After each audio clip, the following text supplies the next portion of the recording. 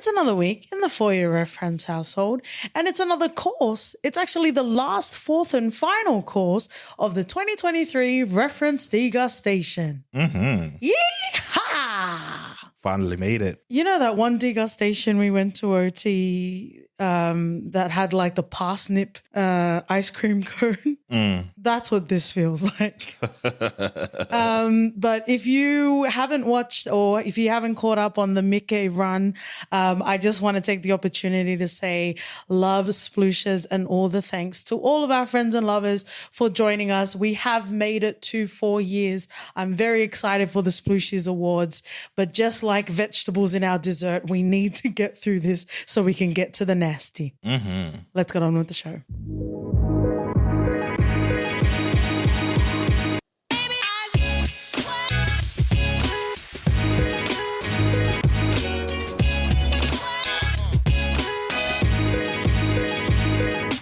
Friends and lovers, welcome back to the For Your Reference household. You got your host, KT. And OT. Breathe in humanity and breathe out retaliation. Deliver the wicked punch of first love this week.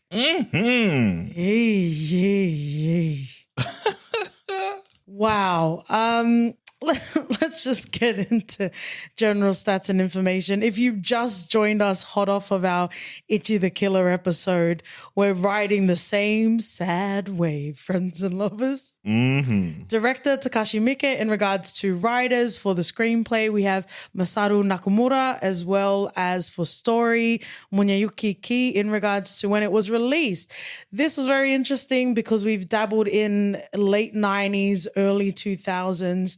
And this is, I guess, a nice sort of revisiting Takashi Miike in May of 2019. In regards to actors, we have Masataka Kubota, who I told you looked very, very, very familiar. Death Note as well as Tokyo Ghoul. Yeah. Yeah, we're sniffing and splooshing into handkerchiefs. If you know, if you're a weeb, you know, friends and lovers. Also revisiting, maybe continuing to permeate our urethras, Nai Omori. Ooh. Our Itchy continued on, as well as Shota Somatane. So, wow. Let's get into the rankings before we talk about first impressions. Where are we? We are certified reference degustation wankers. So we have been to a few. Some of them give you not necessarily scorecards, but they give you the sort of notes and the sort of journey and the story that the whole degustation is wrapped into. You know, some degustations are a mystery, a tasting platter of the world's sensations, if you will. This collection was definitely the most diving into without any sort of context, right? I bet you're wishing for your Dogma Guillermo del Toro now, aren't you? Your Pinocchio is starting to feel it, OT. But let's give a final, I guess you could call it a definitive in the For Your Reference household ranking of all of the films that we've covered. Audition, Visitor Q, Itchy the Killer, as well as First Love. Visitor Q has to be the first one for me, followed by Audition. Agree. Then First Love, closing off Itchy the Killer. Do we also need to put a caveat that there's a massive, massive gap in between Audition and First Love or not? Yeah, there's a minor canyon in between, but... Yeah, I pretty much agree. So, you know, then even if you listen to Itchy the Killer, OT made it clear that Itchy the Killer in our God tier reference degustation rankings is at the bottom. And I don't think I disagree with you either, unfortunately. The highs were super high. The lows, unfortunately, continued to linger. We had like half an hour left of First Love. We were struggling. Well, I guess that doesn't speak well to, but let's get into first impressions. How did you feel about First Love? How was your First Love, OT? I sort of actually was excited going into this. It felt different straight off the bat. Yes, I agree. And I was like, okay, I'm in for this. Yeah. I'm in. And I think somewhere in between, I got lost, but it started off very strongly, which was a positive. And yeah, I was eager to see his take on what First Love is. I thought it would be a romantic spin-off, but that's just stupid me. That's as romantic as it gets. I think. Takashi's take on a rom-com, eh? Yeah. What about you? First Love offered a lot in way of updated production as well as budget. There was definitely more of a story compared to other offerings. However, it was hard to keep my attention throughout the duration of the film. I guess you could say there were some interesting sort of elements. What I will say, there were some genuinely laugh out loud funny moments in this film.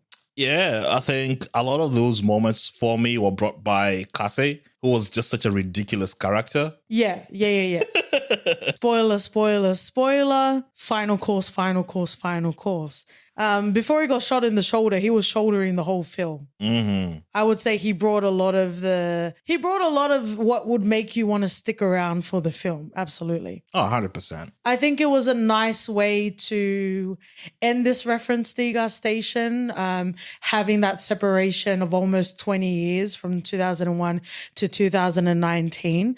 I don't think I'm ready to get off the Mika train just yet. By no means do you have to join me, OT, or friends and lovers. But with the amount of catalog that he has, I definitely want to give it another go. I'd be very surprised, but I also wouldn't be very surprised if JoJo Bizarre Adventure is one of the best fucking things I will ever watch. Wow. Also, we've been so busy doing the degustations. Happy 200th review episode, OT.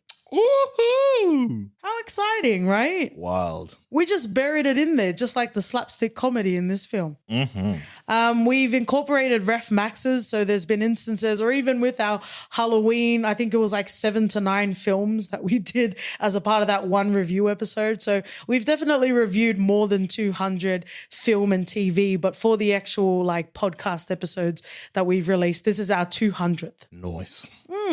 So let's get into our common and recurring themes. Shout outs to our patrons that were brave enough to join us on this journey. We're going to get into general sort of questions. How did you feel? Because I even hinted on it when we talked about first impressions. How did you feel about the general sort of production, the cinematography, the directing? Because I think I even mentioned in Itchy the Killer, it felt like they had more of a budget. They definitely did a bit more in regards to like visual effects in Itchy the Killer. Obviously, with a 2020s lens, it looks a bit cringe and cheesy. But at the time, I guess you can appreciate the visual effects and the budget that went into it. And then if you go all the way to First Love, there's definitely a difference in production here. Yeah, it was super vibrant, this one. From the color grading, you could tell how much it had this modern look to it. Yeah. I think even emphasizing most of the violence in a more modern take. Yeah. I'd say a lot of the handheld shots also stood out to me. Okay. It didn't feel like Liam Neeson's Tuken, but but you know, it was somewhere up there. Which is cool to see him exploring these new techniques that I've not seen in his movies yet. So I quite enjoyed everything. It just felt different. It gave a different aura. Well, I'm actually just Googling what the actual rating is for First Love, because Audition wasn't as much balls to the wall as like Visitor Q or Itchy the Killer. But this film definitely felt a bit more, I don't even know if restrained is the word, but it didn't go full Mickey, if that makes sense. So according to Don Cheadle's internet, it's saying MA 15 plus, which might be a rating that's more specific to the Australian sort of region, but it's somewhere in between like M and R, which I'm even surprised that it even made it that high in the rating. It's definitely not a PG-13 film, but I'm actually surprised it got to that rating. But I guess to come to that, I don't know. And maybe it's the same way that like you listen to like the bigger sort of money budget produced podcasts, and I'm really into like indie podcasting because of, if I can wank us so splooshily, the way that people can be real and the way they can dig deep into talking about particular issues, or even, you know, reviewing films and entertainment and not feeling that sanitized sort of sheen to a lot of it. So what I would say to that is what I would draw to First Love is it looked great. It obviously looked a lot smoother than the other offerings that we've watched, but neither does that make a compelling film be. I hear you. But I think it captured a lot of the essence of what the movie was better than I think Ichi did. Oh, absolutely. And hopefully, I was going to say, hopefully we get to see another Ichi, but no, please. What do you mean? Are you not the inspiration? But it did get my attention for quite a while. And I did find the characters interesting until, it sort of lost its footing and its pacing towards the final third. But yeah. Just to clarify, I don't think this was a bad film. Exactly. And we literally just watched Ichi the Killer. So we watched these two back to back. So I think I am feeling the onerous, I guess the flavorings of Ichi is still on my palate, if you'll pardon the pun. Mm-hmm. And as we know, that's not a great place to be. All right, let's get into the next theme. This is something that I injected. Commentary on Japan / the world. This was a very interesting film because out of all of the offerings, aside from like a couple of lines in Ichi the Killer, it all felt very insular, whether it was specifically about Japan or it was just insular to the stories that were being told in the 4 films that we're exploring. This felt more pointed outward, if that makes sense. I guess so. To me, it felt more sort of pointed inwards in terms of the urbanization of sort of how Japan looked. Because we remember when they're talking about Shinjuku in Ichi the Killer. Yeah. We get to, we're still in Shinjuku. Yeah. So it felt different. We get to see other sort of the relations between the Japanese people and the Chinese people. I think we also saw... was it Philippines? Yeah, the decapitated Filipino drug dealer. So that felt pointed, if you'll pardon the pun. But that's what I mean. Like that, I felt a very us against them in this film. I just felt like it was, look at the state of Japan now. I felt like all of the other countries in Asia can get it. Okay.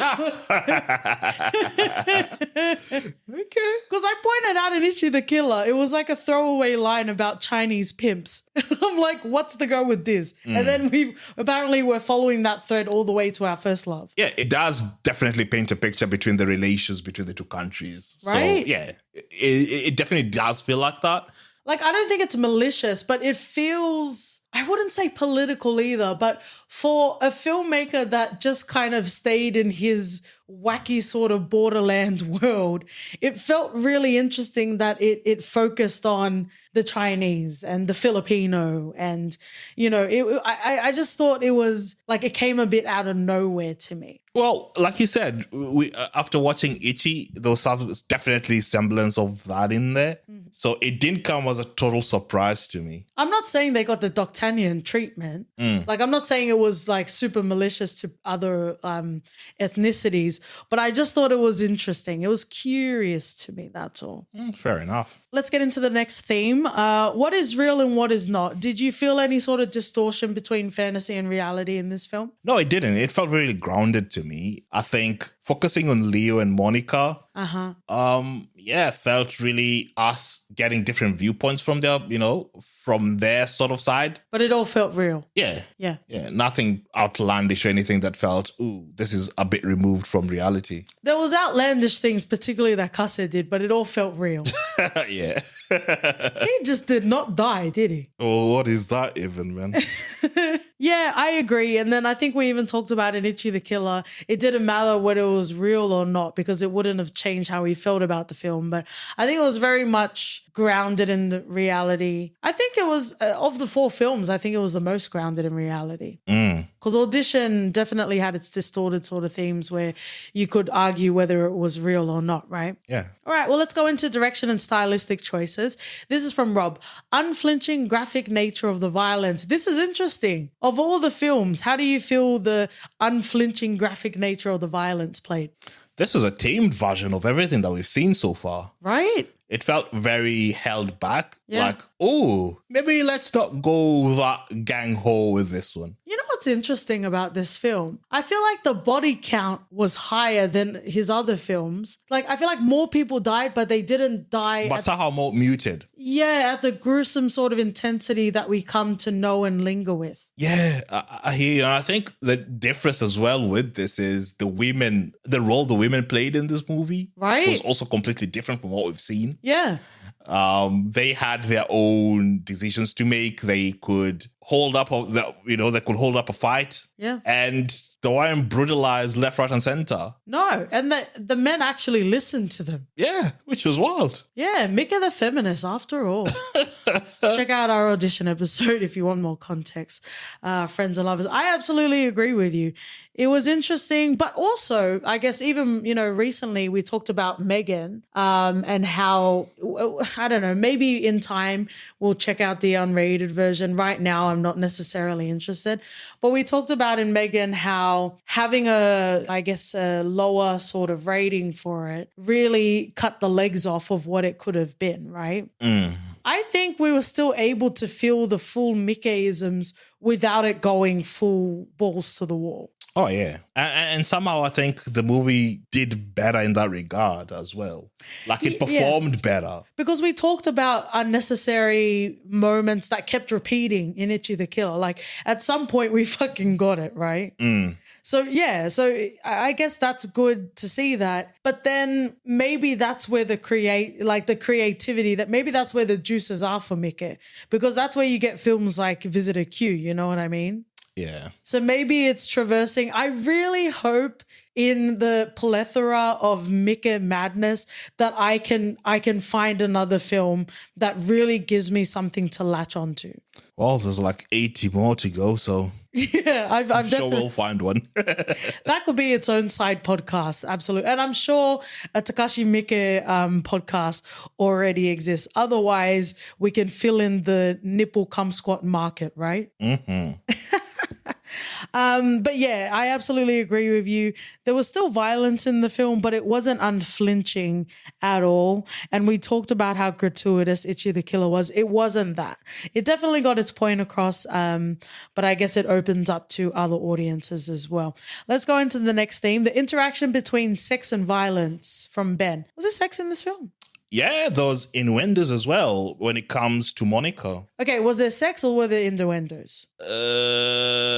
There's not really actual sex, but there were definitely a lot of innuendos about what was going on. We knew Monica was sold to the Yakuza. Fucking disgusting father. Yeah, really ridiculous father. And I think there's also a semblance of abuse brought in by the father to Monica as well. Yeah. Yeah, so... But that's also interesting as well, because in other Takashi Miike films, they showed you absolutely everything in regards to that sort of abuse, right? In this film, we didn't see that. Yeah. But you still got it. Like, you didn't need to see it.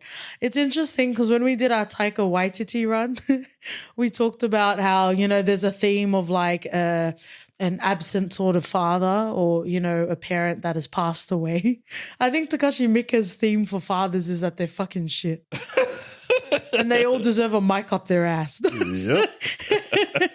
I think another example will be Julie with Yasu. With that, again, this is all innuendo. Julie cared super for Yasu. Oh, yeah. Yeah. Other than that, I don't think there's a lot of that. It's interesting when a director is like, you come to know a director by a particular styling and it's not present in the film. Kind of when Miyazaki, where people kept saying, oh, he's got elements of like flying in planes. He's like, fuck you guys. He just, he proves otherwise. I don't know if this is the instance of First Love, but yeah, sex was still a motivator in this film, but it wasn't depicted, because for a lot of it, it wasn't consensual, a lot of the scenes that we had throughout all the films. So again, maybe it's great that we didn't have it. Mm-hmm. Let's move on. This is from Rob. Brutal justification to right the wrongs. I think this fits a bit more better than Itchy the Killer. Agreed. I think this would apply to Leo in his pursuit to free Monica from the clutches of the Yakuza. I must say, in my list of fortune tellers in film, this is my second favorite after Whoopi Goldberg in Ghost. Hey, we need to acknowledge our EGOT love and splooshes forever. We sure do. Fuck you, Tar. Because Leo does Well, part of it is Leo thinking that he has nothing else to lose and is going to die. So he might as well help protect and save Monica. Yeah. And even when he did find out that, oh, I'm not going to die, it was just a clerical error, then he still had this decision to make where he realized, oh, I didn't need to die for me to do the right thing. Yeah. Or you can still have that, I guess, braveness. Yeah. Being bold, you can still demonstrate that. But I want to talk about the fortune teller for a little bit. What did you think about him? Did you think he was full of shit, or did you think that he knew more than the doctors? Which is a very dangerous Quenon thing to say, but I just want to know your thoughts. Based off the movie alone, it seemed like he knew he had his mojo running through. He had all the right answers to the point where, oh, you live a very long, healthy life. And Leo was like, fuck you, man. He knew his stuff. And also something he said that you repeated while we were watching the film, he needed to find something to fight for. And Yuri was absolutely that. Mm-hmm. Let's move on to the next theme. This is in regards to casting and characters. I would also say the brutal justification of the means also applies to Julie getting revenge for Yasu. Yeah. She goes hard on Kasu. Like that final scene, I think I will always remember when I think about First Love. It definitely should have cued, let the bodies hit the floor. Because everyone just kept dying. And I guess they set up a very interesting sort of dynamic because you have the Yakuza on one end and then you have the Chinese sort of mob on the other end. And as we established, the crooked cop as well on the other hand. Definitely a lot of people playing a part in this. And yeah. I was hoping we would confront Yuri's dad though. Yeah. I think the fact that she went there and he was missing and the place looked kind of torched. Maybe it's an indicator that he had been killed. I hope so, but I just wanted that moment. I wanted her to have that moment, rather. Yeah. Let's move on. Unchecked desires and passions. This is from Ben. Well, I think could it apply to Monica's addiction? Okay, but that's as a result of her abuse. True that. Which is more of the conversation. It is, to be fair. I think my other example will be Kasu and the crooked cop. They have unchecked desires and passions of being corrupt. Oh, boo. They planned everything they Corruption planned. Corruption isn't sexy, boo. Everything they planned went completely wrong. Like it was so ridiculous. The first 10, I think it was within the first 10 minutes of Kasu coming up with the plan, it was so hilariously flawed that I loved every aspect of it. I think you're stretching it by saying corruption. I know. Boo. It's still a desire. Boo, super woke Mindy Kaling Velma. Boo. Wow. Let's move on to the last theme that we have. This from Ben. Women in dominant positions. This is great. This applies the most, I think. Yes. From, I think, the two I see in the Chinese gang. Mm-hmm. We had Julie as well. Mm-hmm. And to some extent, Monica, she stood her ground. You know, she faced... It came to a point where she faced her father, and be it a hallucination or whatnot, she still was able to kick him up the balls. Do you hallucinate and face your father? Are you projecting right now, Ertie? Well, she did manage to fight her demons, and that's the most you can ask of a person, man, who's been through what Monica has been through. Actually, I see that. I appreciate that, sir. Apparently, there's only one feminist in this house. There's only one consistent feminist in this house, OT. I would say Julie is the best. She's a fucking MVP in this film. The way that she's just so swiftly, she might have even gotten the first kill in this film as well. Yeah. And then she went back to the Yakuza, again, surprisingly, but if the Yakuza are able to listen to a hysterical woman, anyone can do it, friends and lovers. Mm-hmm. But when she was like, I'll fucking kill, and then it's like, she could probably take them down more than the men in the room. 100%. She was driven, man. But can I just say, I'm putting some knowledge in my holster. Are you telling me some bean flicking and bean sniffing is a way to get me out of a dangerous situation? Yep. No nostrils are safe, friends and lovers. You're going to catch this splooshes. But she's great. I really, really thoroughly enjoyed her. Yeah, me too. Okay, we'll just let's finish off with some general thoughts. Kase, okay. Julie and Kase are the best things about this film, I think is the best way to say it. Yup. Even though Yuri and Leo are the main part of this, and if you go by the title First Love, they're the ones that you should be focusing on. They were probably the least interesting of the core sort of characters. I really enjoyed Julie and Kase. And going to Kase, there were two, again, of the funny moments in this film, I would say 99.9% were from him. When he was trying to, that plan, like you said, everything that could have gone wrong in that plan absolutely went wrong. Occam raises that shit. But one of them was him trying to get in the door and his wrist gets caught on the doorknob. Stupid. Yeah, I was like, that's you, man.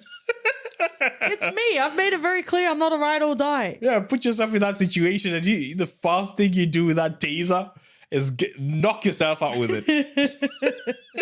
That taser, I guess, came in handy throughout the film as well. And then there was also him punching the old lady. Yeah, and then getting surprised that she's dead. Yeah. She fucking frail, mate. It's probably her fifth fall of the week.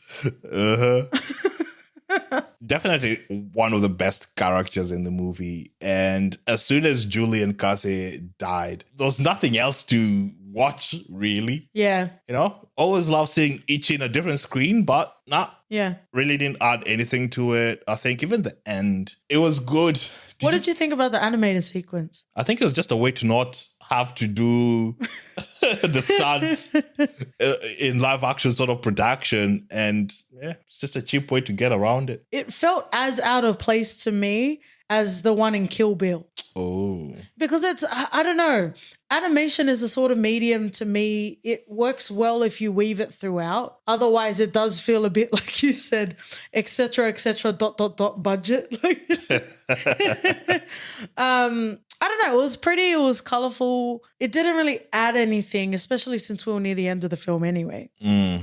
Again, friends and lovers, I'm sure it wasn't malicious, but the commentary about other Asian countries just felt very weird to me. But I will also give grace that there have been commentary about people in like Japanese people as well. So I guess on balance, I'm not trying to challenge or call out, but I just there was a bit of a cringe. Like even the way they said decapitated Filipino drug dealer, that just felt weird. Chinese pimp, all of that sort of stuff kind of felt a bit weird to me. But you know, again, I'm not going to meet him at dawn. There was a Wim Hof method that they had. And then there was also the moment where Yuri saw her former sort of proxy hero. Yeah. And she does get closure saying that he ended up happy with a pregnant wife. And what pregnant wife? He forgot she was there. That's the first love that they were talking about. And at least she did get closure on both fronts. The two things that she kept on fighting for when it comes to her dad and her first love, pretty much. Or first protector. Yeah. Before Leo came into the picture. I would have liked a bit more compelling themes in this film because, again, I think we can both agree that there was a more of a story and a through line for this film compared to Ichi the Killer. But I wish there were more sort of stronger and more compelling themes. There were a couple of lines that I thought were interesting, but they didn't necessarily go anywhere, again, because there weren't necessarily any sort of compelling themes here. But it had to do with the wicked, which is very biblical. It takes me back to biblical times, OT. Old Testament, if you're nasty. This was said to Julie when Yasu died. This happens when you fall for the wicked. And then this is also near the end. The morning light doesn't suit the wicked. Yeah, it doesn't suit the wicked, but they own that shit. True. Yeah, true. But I think the takeaway from me when it comes to Takashi Miike's sort of the 4 run movies that we've done is most of the time the main characters aren't it. And in the supporting roles, you'll find the gems. Yeah. This is particularly true for Ichi and Fast Love. Yeah. Because we just talked about Cassie and Julie, who were really the best thing about the movie. Yeah. Leo's storyline was just not that good. Like Cole Young in Mortal Kombat 2019. Exactly. And Cole Young was a boxer as well or some shit, right? Yeah. Yeah. We're going to see Johnny Cage soon. Ooh. Excited? Yeah. It's not going to be Joel McHale, though. I don't think I care. Wow. I guess this is maybe this is the more pertinent question, especially for our film-loving friends and lovers. Do you think it's fair to have an overarching opinion of Takashi Miike's filmography in 4 films? I don't think you can, just by the sheer number of movies he's done. He does a movie every 6 months, and to some extent, we have to go through half his catalog to get a proper picture of exactly who he's like. Because I think 4 movies does not a sample make. No, and if we can break the For Your Reference matrix for a second, the reference degustations that we do are informed by the number of episodes we do in the year. Because we had so many episodes, we didn't need to do a reference degustation that was like 6 or 7 movies long, like Django, being our last, I think, 150th episode, right? And then I think even before that, what was the last one? Hunt for the Wilder People. We also had Howl's Moving Castle as well as like our 50 plus milestones, right? So it would have been interesting to explore more of Takashi Miike, but I also feel at the same time, this is like, when you go to like the gelato sorbet ice cream parlors and they give you samplings of different flavors. Like, I think we're good now. Like, we just need to chill for a bit. I definitely want to come back and revisit my unchecked desires, be it corruption or otherwise. And just to state myself a bit more in the filmography, I feel like Takashi Miike is a bit more different in the directors that we've covered so far, in that, like you said, the breadth of his work kind of deserves a bit more of the watching experience, but also this is a sampling platter, and I'm glad that we took this journey together. Me too. It has definitely been a journey. I think one of the wildest movies I've ever watched is thanks to him. Yeah. And it's something that I won't forget at all. We've watched it twice now. Yeah. And we're talking about Visitor Q here. It definitely turned something in me that I didn't know I even needed to watch or expected to see. The ebb and flow has definitely been there, with the flows being higher. Yeah, absolutely. And I guess in the FYR curriculum, when you think about like Goku on Planet Namek, or even most recently Ichigo in the Thousand Blood Year War, where you have protagonists going through particular instances of training and they only go through particular stages when they're ready to face it. If we had watched Visitor Q very early in this podcast, or even us just being casual sort of moviegoers, I don't think we would have felt it to the splooshy depth level that we felt it now. I think it came at a very beautiful time in our lives, and also as a part of the sort of film critiquing that we do at this podcast. A beautiful intersection of all of the film sensations, OT. 100%. Arigato, friends and lovers. Thank you so much for joining us. 4 years of the For Your Reference podcast. Woo. Are you excited for the splooshies, OT? Sure am. Got some very tasty nominations on the way, friends and lovers. If you want to check out the rest of our reference degustations, please feel free to go ahead. Usually this is where we do the For Your Reference segment, but again, this is a set menu. So the recommendations are Audition, Visitor Q, Ichi the Killer, and First Love.